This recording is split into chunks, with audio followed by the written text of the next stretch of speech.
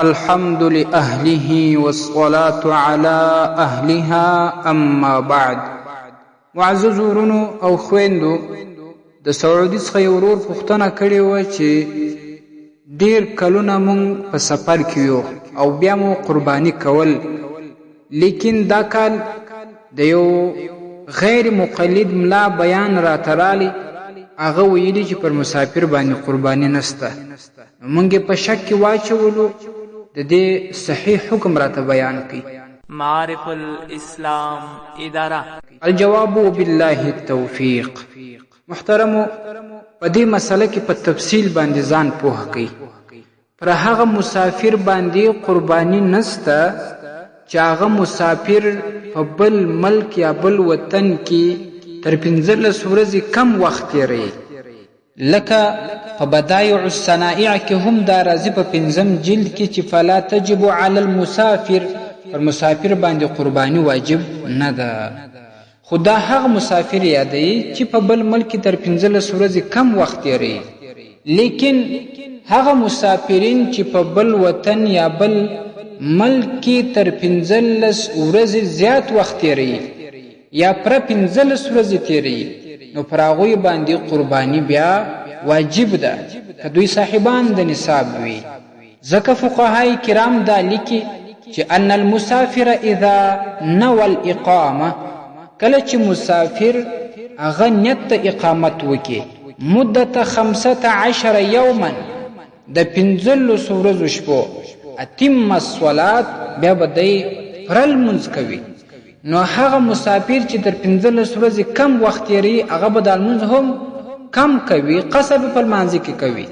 لیکن چې کله وخت تر 15 ورځې زیات تیروي یا 15 تیروي، نو لمونځ هم پر هغه باندې پرسو، ځکه چې دی د مسافرۍ له حکمه ووتی. اوس پر ده باندې بیا قرباني واجب ده، ځکه دی مسافر نه بلل کیږي. دا شان په فتح القدیر کې هم راځي په 2 جلد کې، او دا شان په تبیین الحقائق کې راځي په اول جلد کې، او په مجمع الانهر اول جلد 118 صفحه کې راځي، او دا شان په رد المحتار 2 جلد کې راځي. د دوی دلیل دا حدیث دی چې امام عبدالرزاق په خپل مصنف کې نقل کړی په رقم د 4343 کې. مجاهد رحمه الله وایي چې ابن عمر رضی الله عنه داسې و: اذا قدم مکه فاراد ان يقيم 15 ليله. ابن عمر رضی الله عنه به چې کله قدوم راوي مکې ته، او دغه به دا اراده وا چې دلته 15 ورځې تیروي، اتم الصلاه، بیا به د پوره لمونځ کوي.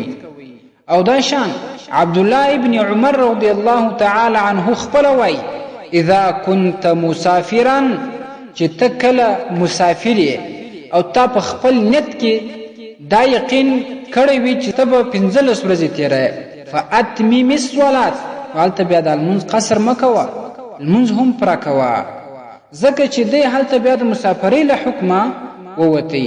دا شان امام محمد ابن حسن رحمه الله په خپل آثار کې دا نقل کوي په رقم د 188 کې، او دا شان امام ابن قدامه رحمه الله په کتاب المغنی کې دا نقل کړي په صفحه د 212 کې، او دا شان دا عمدة القاری کې راځي چې دا شرح د صحیح البخاری ده په 1 جلد 100 صفحه کې. معززو، خلاصه خبرې دا سو چې کم مسافرین په بل ملک 15 ورځې تیروي یا تر 15 ورځې زیات وخت تیروي، نو پر هغه باندې قرباني واجب ده چې صاحب د نصاب وي. والسلام علیکم ورحمت الله وبرکاته. تاسو د اسلامي پوښتنو جوابونکي مفتی حکیم الله صابر الحنفي صاحب